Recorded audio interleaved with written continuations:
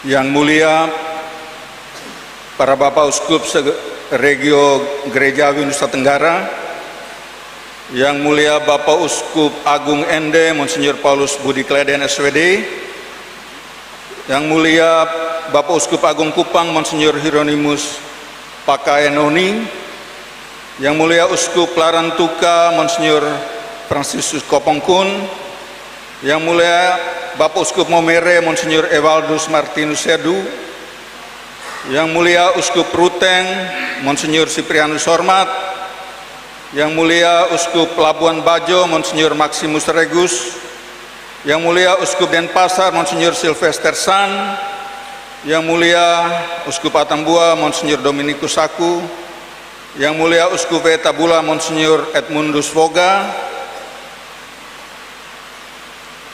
utusan delegasi dari Keuskupan dari Malaysia yang sama saya hormati,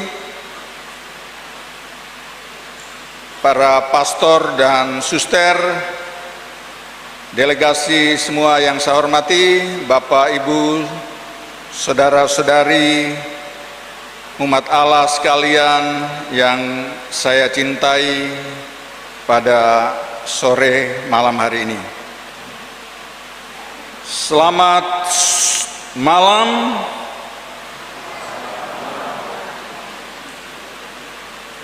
Salam sejahtera buat kita semua. Atas nama pemerintah, saya mengucapkan selamat atas berakhirnya dan suksesnya Perpres 12 Regio Nusa Tenggara ini. Kami yakin komitmen-komitmen yang dibangun melalui forum ini dan solusi-solusi praktis pastoral yang dirumuskan dalam forum ini sungguh-sungguh solutif, setidaknya merupakan solusi-solusi yang lebih maju dibandingkan dengan solusi yang dirumuskan dalam Perpres 11 Atambua, atau dirumuskan dengan daya bahasa yang lebih kuat dibandingkan dengan rumusan Perpres 11 Atambua.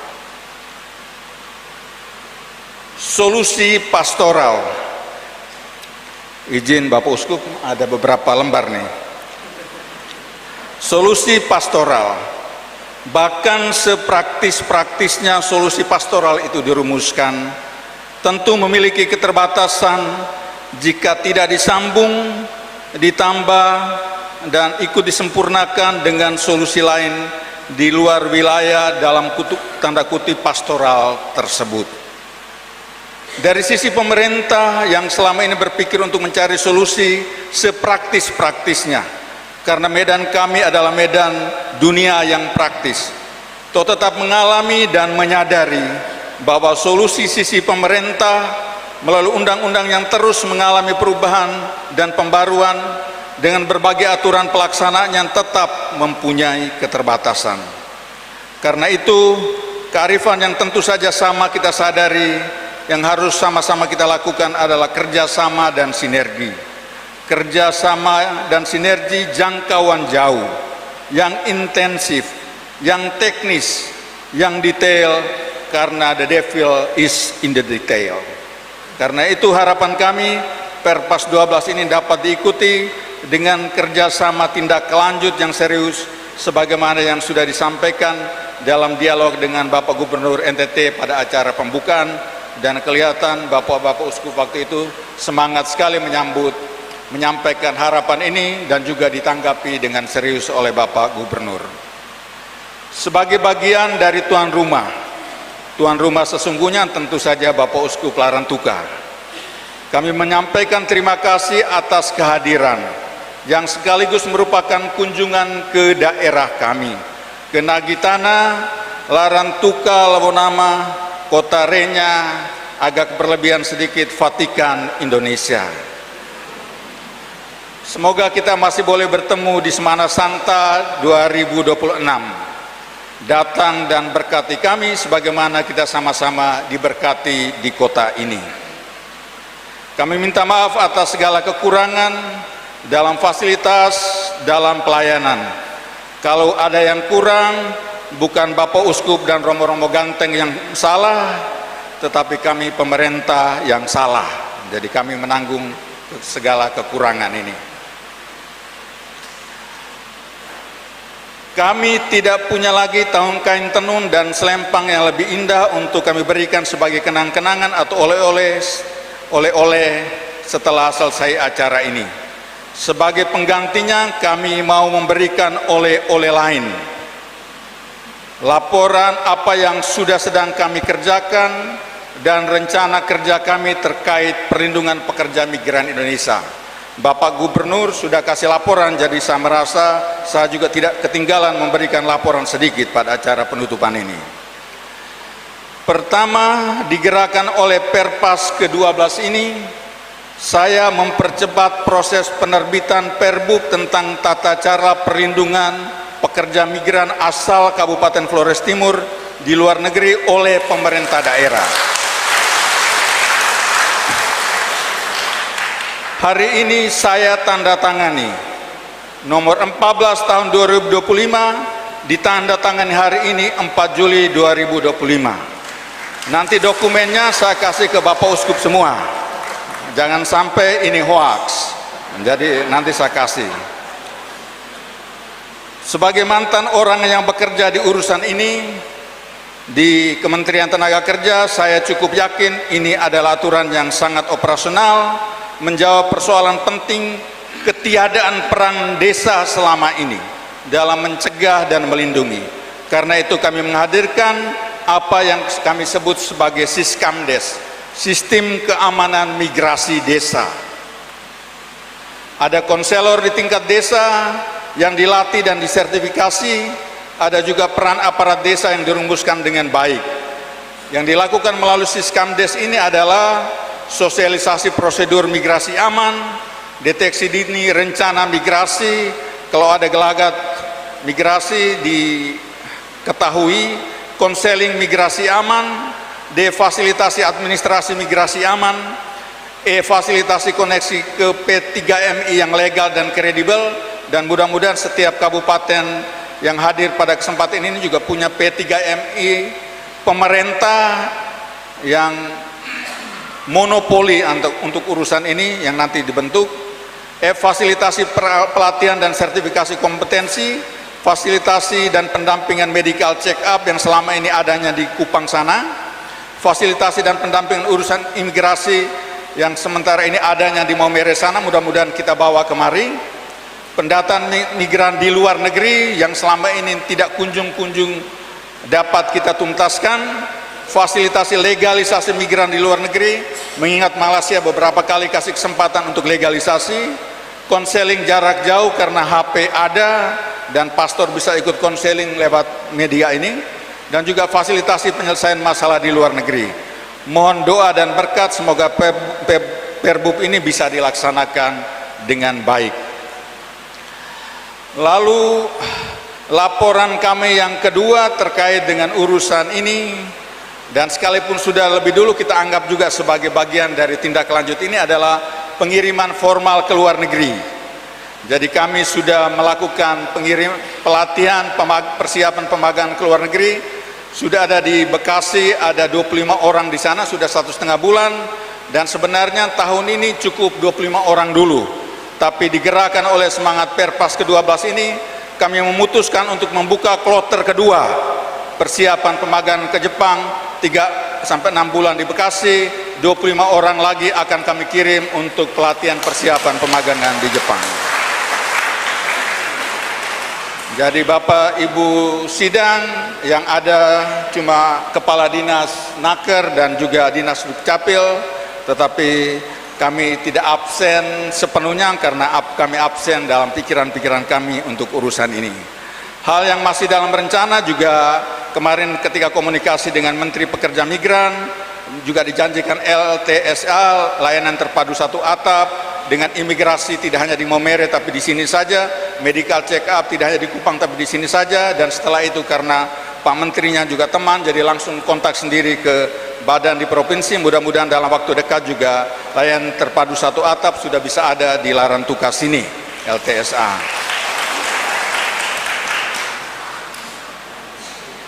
Izin tambah lagi sedikit. Program-program pembangunan ekonomi tentu merupakan bagian tidak terpisahkan dari cara penanganan migrasi secara tidak langsung. Itu juga yang diamini di gedung OMK ketika Pak Gu menyampaikan sambutannya. Kita bersyukur bahwa pemerintah pusat sangat serius, pemerintah provinsi sangat serius, demikian pula pemerintah kabupaten se-NTT. Di Flores Timur kami mengembangkan beberapa program Big Push berdaya dorong besar yang diharapkan dapat menampung banyak tenaga kerja. Big Push pertanian tanaman pangan, lahan basah dan lahan kering, sekalipun lahan kita di sini sangat terbatas, tapi dengan komunikasi ke sana kemari, mudah-mudahan tahun depan kita bisa buka 300 sampai 500 hektar, ada sekian sarjana dan sekian orang yang bisa diserap di situ. Ada Big Push peternakan, babi, sapi, kambing, ayam petelur dan ayam pedaging, seiring juga dengan adanya MBG. Lalu juga ada Big Push perikanan dan juga industri pengolahan hasil komoditi. Mudah-mudahan beberapa program ini juga bisa menciptakan lapangan pekerjaan di daerah ini.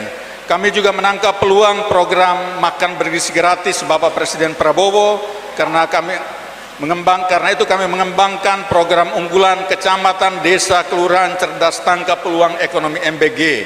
Mudah-mudahan di setiap kecamatan ada usaha peternak ayam petelur yang memproduksi 3.000 butir telur ayam 1 kali seminggu atau 2 kali seminggu.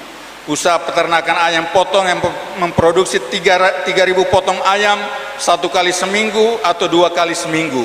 Dan sentra hortikultura yang menyediakan sayur-sayuran. Semua itu tentu berdampak ke tenaga kerjaan sehingga mengurangi daya dorong migrasi ke luar negeri. Pembenahan sistem penempatan formal yang dimotori oleh Jakarta dari waktu ke waktu memang mengalami kemajuan. Karena itu transformasi ke arah migrasi prosedural memang mau tidak mau kita lakukan dengan serius. Simulasi data terakhir juga membuktikan bahwa migrasi formal lebih aman dibandingkan dengan migrasi non-prosedural. Flow Team ini juara 1 non-prosedural, orang pergi merantau ke Malaysia tidak menganggap dirinya TKI, mereka pergi merantau saja. Nah, jadi jumlah kita banyak di situ. Mudah-mudahan kami di sini juga bertanggung jawab untuk meyakinkan bahwa prosedur ke luar negeri dengan cara yang prosedural merupakan cara yang paling aman. Mudah-mudahan kita bisa serius jalani ini sambil mengatasi penyakit-penyakit inheren juga di sistem penempatan formal. Penyakit yang sangat menonjol, sumber segala penyakit itu adalah penyakit 60 juta Bapak Uskup. 60 juta harus dibayar oleh setiap pemakai pengguna jasa TKI di Malaysia, dan akhirnya bagian dari 60 juta ini adalah calo punya sekian, dia harus kasih di rumah tangga sekian, sehingga menciptakan insentif buat calo yang sangat bergairah, sehingga juga calo-calo memperdagangkan PMI kita. Ini tidak banyak di Flores Timur, tapi di beberapa tempat lain yang tidak ada pilihan lain, menggunakan prosedur formal juga terjebak pada urusan ini.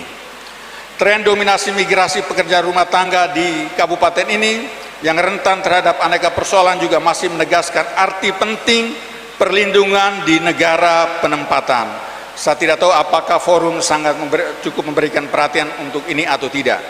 Kita tidak bisa mengandalkan atasnya tenaga kerjaan yang cuma satu saja untuk setiap kedutaan atau perwakilan. Oleh karena itu, jika pertemuan ini juga dihadiri oleh utusan Uskupan Sandakan, Keningau, dan Kinabalu, maka kiranya ketiga keuskupan ini dapat menjadikan komisinya menjadi semacam polo untuk polonya Indonesia. Filipina mereka punya polo, Philippine Overseas Labor Office, mereka langgar aturan internasional itu. Aturan internasional mengatakan bahwa tidak ada lembaga lain di luar kedutaan ada di negara lain, tetapi Filipina kepala batu menghadirkan namanya polo. Kita ketakutan karena itu punya atasnya tenaga kerjaan satu saja untuk urus demikian banyak orang. Mudah-mudahan tiga keuskupan ini berkenan menjadi polonya Indonesia di luar negeri. Kami berharap mudah-mudahan kerjasama di aras ini juga dapat dioptimalkan pada masa yang akan datang. Akhirnya, mewakili pemerintah, sekali lagi kami menyampaikan terima kasih, selamat jalan, mendoakan hati baik semua peserta, semoga kembali ke keuskupan masing-masing dengan selamat. Selamat bersiara bersama para perantau, kaum migran, dan selamat membawa harapan buat sesama saudara kita. Bapak Uskup semua, Tobo Ta'a Dei Lela. Long life, stay strong, God bless you. Selamat malam, terima kasih untuk kita semua.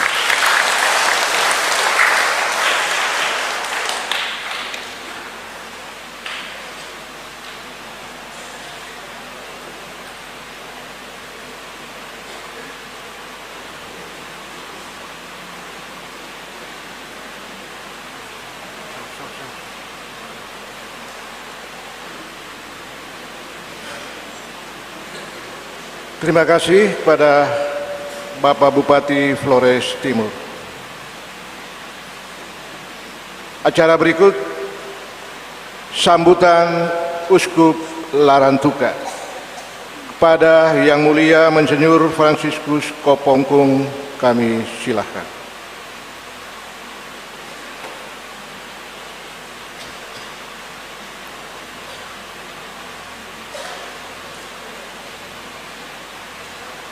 Malam baik semua.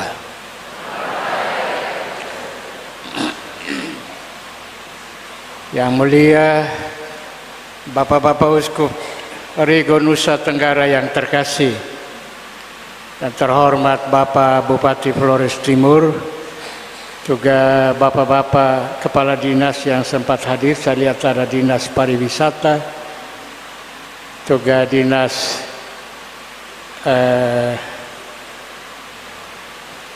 pencatatan sipil, itu juga menjadi anggota kami di dalam pertemuan ini. Jadi terima kasih, dan juga semua yang sempat hadir dari Pemda Flores Timur, dan para romo, para suster, biarawan-biarawati, para peserta sekalian yang terkasih.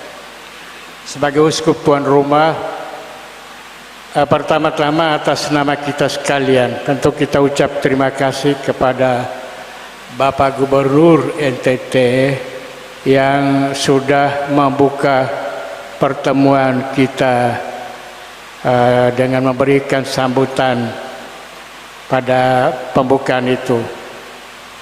Kita juga terima kasih kepada Bapak Bupati Flores Timur atas dukungan, atas kerjasama. Terlebih tadi mendengar bahwa salah satu rekomendasi sudah terjawab dengan perbub tadi. Mudah-mudahan pasti akan tambah lebih banyak lagi. Terima kasih Bapak Bupati.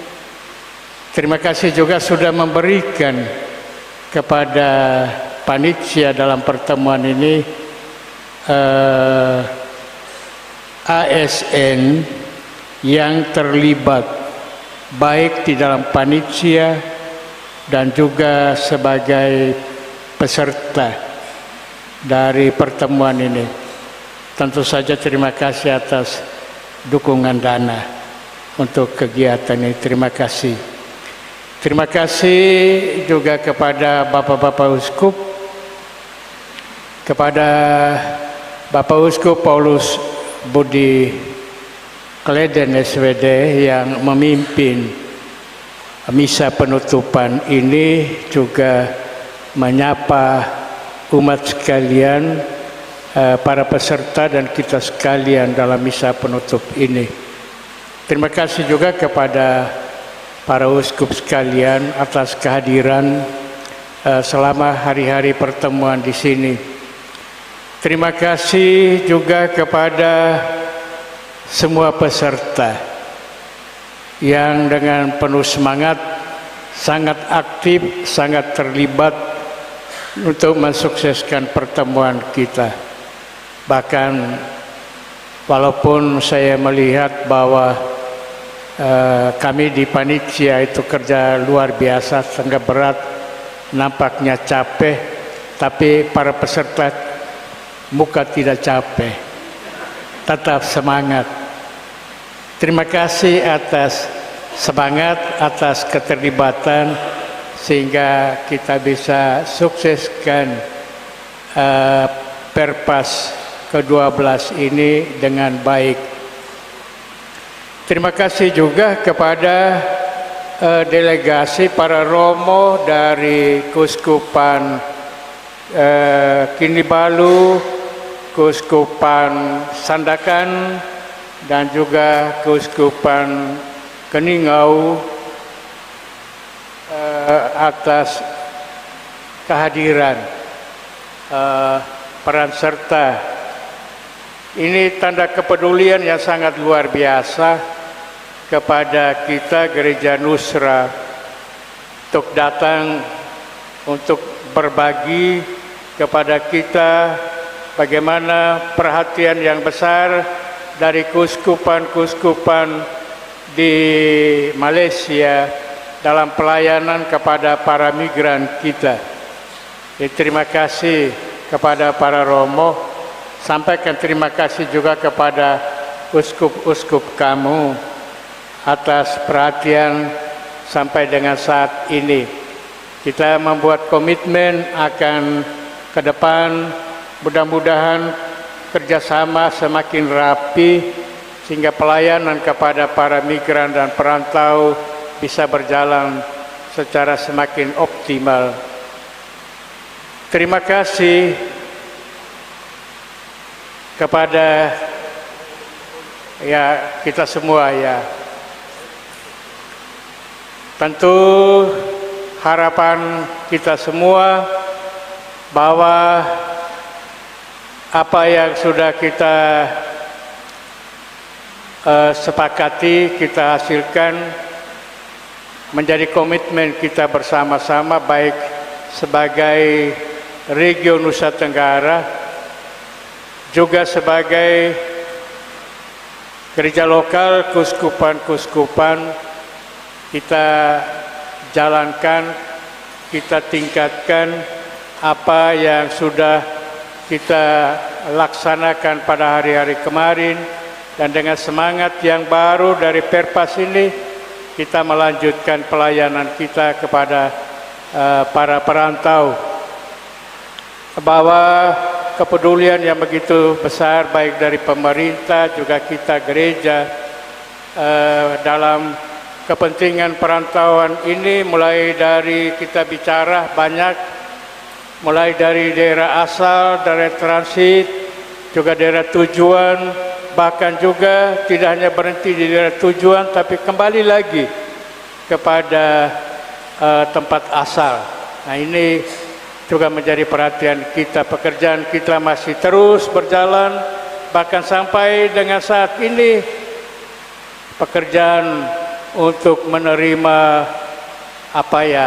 ini kargo jenazah masih tetap terus berjalan sampai dengan saat ini. Kita terima kasih kepada Sister Laurentin. Tadi saya terima ada berita lewat suster bahwa besok akan datang 3 jenazah. Benar ya suster? Besok akan datang 3 jenazah ke Kupang, dan hari Minggu itu akan diteruskan. Ada 1 di Ende, ada 1 di Flores Timur, khususnya di Witihama, dan ada 1 di Belu. Nah, ini orang-orang kita. Kita tidak hanya urus dari sini untuk pergi supaya kerja dengan baik dan selamat, tapi toh ternyata ada keadaan-keadaan seperti ini menjadi tanggung jawab kita bersama. Sehingga mudah-mudahan di Witihama, tentu saya berharap pastor dari Witihama bersama keluarga juga siap menerima jenazah ini dan diatur dengan baik bagaimana pemakaman mereka. Yang sama juga tentu di Belu, di Ende, dan ini suster mereka sudah punya pengalaman bagaimana mengatur jenazah-jenazah yang dipulangkan. Ini saudara-saudari kita yang juga membutuhkan perhatian dan kepedulian kita. Terima kasih untuk kami dari Keuskupan mempersiapkan apa adanya, Mudah-mudahan dengan kekurangan kami ini ditambah, disempurnakan dengan kehadiran saudara-saudari peserta semua, para uskup. Mudah-mudahan pelayanan yang sederhana yang bisa kami siapkan tidak memberi rasa kecewa kepada kamu. Kita berada di Kota Renya yang juga akan menjadi tempat di mana Perpas ini mudah-mudahan juga membangkitkan semangat misi yang baru dalam perutusan pelayanan kita secara khusus kepada para perantau. Karena memang sejak dulu, sejak awal sebelum kemerdekaan, pada masa dulu dari sini juga banyak misionaris yang dikirim lewat para perantau untuk bekerja. Sehingga sekarang datang lagi di Kota Renya, mudah-mudahan dari sini kita semua diutus kembali dengan semangat yang baru melanjutkan karya misi pelayanan kita kepada umat, secara khusus kepada para perantau. Demikian saja ungkapan isi hati saya. Terima kasih atas perhatian.